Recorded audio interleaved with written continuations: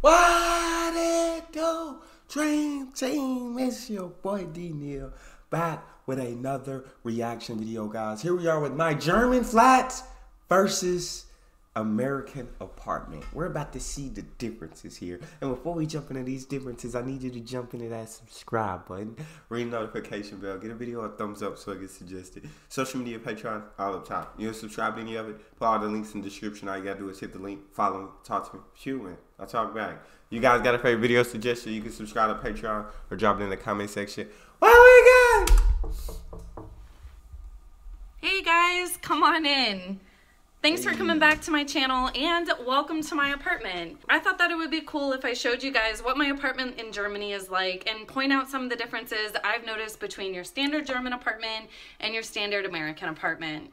And the first thing I'll say is that a lot of Germans learn English from British instructors, and the Brits call their apartments flats. And so a German, when speaking English, will often refer to their apartment as a flat, whereas we call them apartments. So when you first walk into your standard German apartment, you'll notice a bunch of shoes on the ground. And that's basically because when a German comes home, they'll arrive, they'll take off their shoes, and they'll put on what they call house shoes, or basically just slippers. So that way they're not tracking in any mud or dirt or anything from outside and into their house. And that's pretty cool, but I thought it was a little weird whenever I went to a German apartment for like a party, and I was expected to bring my own house shoes. Sometimes the host will provide house shoes if they have enough, depending on the size of the party. But yeah, I had to bring my own house shoes, and when I got there, I was expected to take off my shoes and put on slippers to then socialize with everyone, which I thought was pretty strange. All right, let's go. Yeah, I can see first getting to Germany and that happening. I can definitely understand like that being strange or where you're coming from. But that's one thing, one rule with Germany I completely agree with. House shoes, like take off your outside shoes. Don't be tracking dirt. Don't be tracking mud. Don't be tracking dust out through the house. Have your house shoes by the door. So take off your regular shoe, your outside shoe when you come in. Put your house shoes on. I agree with that completely. To then socialize with everyone, which I thought was pretty strange. All right, let's go into the kitchen. So German kitchens to me are really, really different, primarily because Germans actually move their kitchens, which I know, it sounds crazy. That is crazy. So I never really understood why when I went into IKEA in America, why there was like this huge section dedicated to kitchens. Like how many people are getting their houses built and needing to buy cabinets and counters and whatever for the house.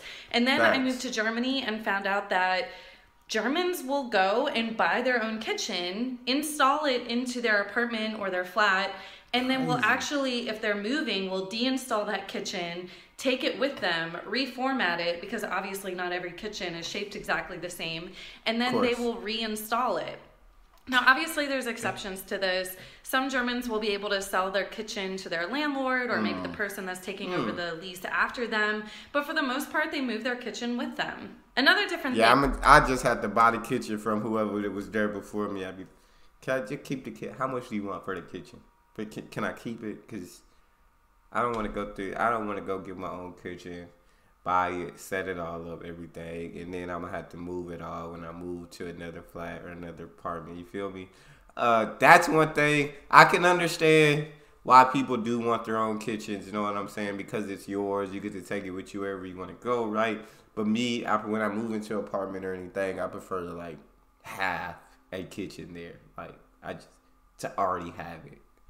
That's me. Over the lease after them, but for the most part, they move their kitchen with them. Another different thing is that their refrigerators are drastically smaller than ours, and it's kind of hard to show you on this video without doing a side-by-side comparison, but if you think about it, I'm 5'7", and this is the top of my shoulder, and this is the top of the fridge. So my shoulder is actually above the height of the fridge, and the freezer is pretty small too.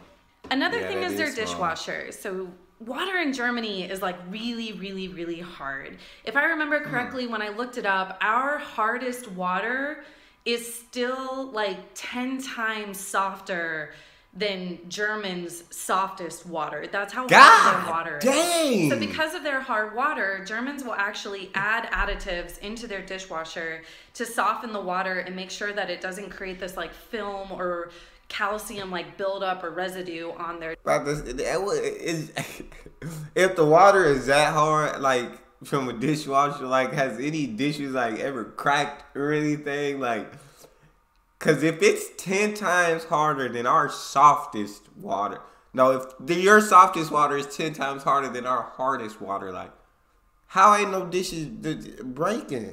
It went out on, cause that's hard. That's hard that it doesn't water. create this like film or calcium like buildup or residue on their dishes. Another thing is that I have never seen a Keurig for the entire time that I've been in Germany. I don't know if they're here or not, but I've never seen one. But I have seen coffee appliances from other brands. So Tassimo is a popular brand that you'll see in Germany, and so is Nespresso, and there's a bunch of other ones. But I've never seen a Keurig here, which is kind of interesting because I feel like Keurig just like took over America over the past couple years. All right, I think that's all for the kitchen, so let's move to the bathroom. Let me see. So as I walk into the bathroom, the first thing I'll point out is the toilet. So they don't have handles to flush their toilets. What they have are buttons. And usually there's 2 of them. And as I always say, the bigger the button, the bigger the flush. And you'll also notice that there isn't that top part to the toilet that we have, and that's because it's like inside the wall there, and the toilet doesn't sit on the ground. It's basically just floating in the air there. Also, a lot of German flats will have their washer and dryer inside their bathroom. So another different thing is that they have these cool heaters inside their bathroom. I thought they were like inside the kitchen. So washer dryer inside the bath. That's interesting. So another different thing is that they have these cool heaters inside their bathrooms, which are basically like towel rack shaped heaters. So when you turn it on, not only is it heating up the bathroom, but it's also warming up your towel, which is pretty awesome when you're getting out of the shower. That's perfect. What is not awesome though is that I'm sorry, we need that invention desperately. That sounds absolute perfection. Like a heater for the bathroom that can heat the towels up, and then the towels just feel so warm. Ooh. Which is pretty awesome. Yeah, I when need you're that. Getting out of the shower. I need that. What is not awesome though is that, again, because of this hard water thing, if you have a shower like this, where it's like this glass wall, you are going to have to squeegee every single time you get out of the shower. And it drives me crazy because like it's just another step I have to take when I'm getting ready in the morning is to squeegee down the shower. And if you don't squeegee down the shower, you get these really bad hard water stains on your glass, and it takes kind of like a lot of effort to wash them off. All right, I think that's all for the bathroom. Let's head to the bedroom. And I'm sorry my place isn't as clean as it probably should be for this apartment tour, but truth be told, I don't really care. So the first thing I always notice about a German bedroom or their hotel rooms, a lot of times, they have these 2 mattresses that lay next to each other to make up, this is basically like a queen size bed. And if you notice, those are actually 2 different blankets too. And when I moved in with my boyfriend, I thought it was like really weird. It seemed like, I was like, what is this, the 50s? We can't sleep in the same bed together. And I've grown to love it. It is awesome. I sleep so well, and I think it's just like the better way, because if you think about it, it's not exactly natural to sleep right next to someone and be able to get like super restful sleep because maybe they move or are making noise or whatever. But for some reason, having this like... For me and my girlfriend, it's the body heat. It's the body heat. Just being under the covers, like cuddled up. It is nice to cuddle up, but in the middle of the night, like, we'll both get hot and we'll like turn our separate ways because we're like, it's too much body heat. Like, and so I do understand. I prefer one big bed. Don't get me wrong. I prefer like one big queen size bed over like 2 like separate beds that make up a queen size. But I do understand like how you could grow to love the 2 beds. I do understand that for sure. Because maybe they move or are making noise or whatever. But for some reason, having this like defined sleeping space for yourself, you get like way better sleep. So if you look behind me, you'll notice that this is like a wardrobe. And again, it looks similar to IKEA, right? What you'd see in IKEA. And that's because Germans, they don't have closets. They don't do the closet thing. So you basically have to go and buy wardrobes from furniture stores if you want to be able to hang up your clothes, because there are no other options. There are no closets. Another thing I'll point out in here are the windows, and I think they're pretty cool. I've heard that a lot of Americans think that the German windows are super fascinating. So this isn't a window. I mean, this is a door, but it's the same mechanism. So you can either open it completely, right? Dope. Or you can bring the handle up and it'll just, as I call it the German way of opening. So I don't really know like what a proper term for it should be, but basically it just tilts the glass away from the wall. Dope. And so you get some air flow without opening the entire window or door. I do like that. I definitely think it's do pretty like cool. That.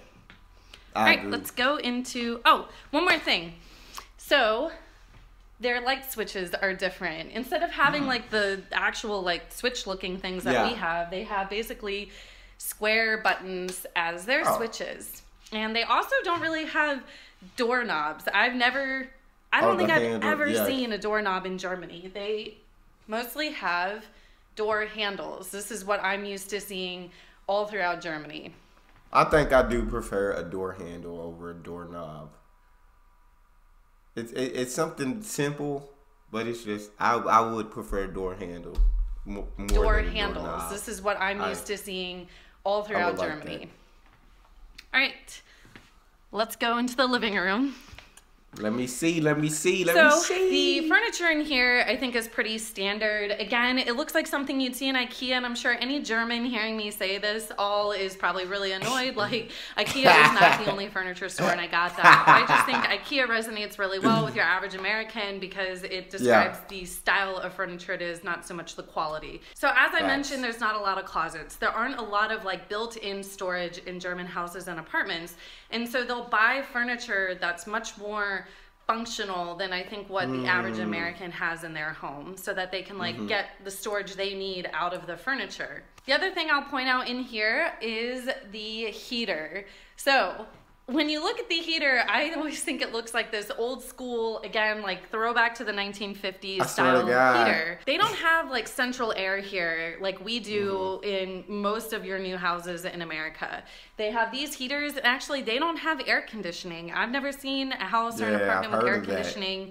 They rely on opening the windows and using the curtains and the shades and the blinds to basically keep their house cool in like a more natural way instead of using air conditioning. Okay. And then again, with the heaters, they have these like vents, and it doesn't really create a lot of airflow. And so Germans will, and there's a term for it, but I just don't know it. And even if I did, I wouldn't be able to pronounce it right, where they open up all of their windows for a certain amount of time to just basically like air out the house or the apartment to get any moisture out and make sure that no mold starts growing. And the last thing I'll show you in here is the blinds. So most German houses and apartments will have these roll down blinds that are basically on the outside of the window. And I did this, it's an electronic function, and so it's rolling it down itself. I don't think this is anything particularly fancy. It's pretty much standard. Maybe it's not electronic. Maybe you have to manually roll it down like I did in my old apartment. But for the most part, their blinds are on the outside of the window, and they're shaped like this instead of ours, which are on the inside usually. And they I don't know why. I just think it's cool. Blinds being on the outside of the window. Like, what functional reason would it be for the blinds to be on the outside versus the inside? I'm very intrigued to know about that, but I don't know. I just think it's cool. The window, and they're shaped like this instead of ours, which are on the inside usually, and they have like that standard slatting type design where you can like open them and close them. All right guys, that's all I have for you today. Thanks for joining me. I hope you enjoyed this video, and if you did, give it a thumbs up. If there's anything I missed that you know of, a difference between a German apartment and an American apartment, feel free to put them in the comments. I would love to learn from you, and if you have any questions from me, throw them in there too. Thanks for joining me. I hope you subscribe to my channel. I'll be posting videos every week. See you next time. Bye. Bye. Deuces. I'm gonna go edit this video now, so I need you to go. Bro, shout out Kelly. I absolutely love her videos. That's all we got for this one. You guys got a favorite video suggestion? You can subscribe to Patreon or drop it in the comment section. Subscribe to the channel. Ring the notification bell. Give a video a thumbs up so it gets suggested. Social media and Patreon are all up top. If you want to subscribe to any of it, put all the links in the description. All you got to do is hit the link. Follow me. Talk to me. Love talking to you guys. You guys are the most incredible team on YouTube. It's your boy Neal. Out.